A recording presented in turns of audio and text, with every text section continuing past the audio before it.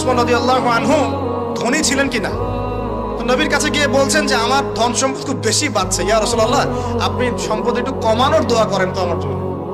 চিন্তা করা যায় মানুষ এমন দোয়া কেউ করবে এই যুগে? আচ্ছা, নবী সাল্লাল্লাহু আলাইহি ওয়াসাল্লাম বললেন তুমি উটের পিঠে গাধার পিঠে খাওয়া দাওয়া করো, ঠিক আছে, খাওয়া দাওয়া করো। তো তিনি খাওয়া দাওয়া করেন। এখন কয়দিন বলতে কতদিন আল্লাহ ভালো জানেন, তিনি এসে বলছেন ইয়া রাসূলুল্লাহ আমার তো সম্পদ আরো আগের চেয়ে বাড়তেছে, দেখি আপনি কি দোয়া করলেন, সম্পদ আরো বাড়া শুরু করেছে এখন।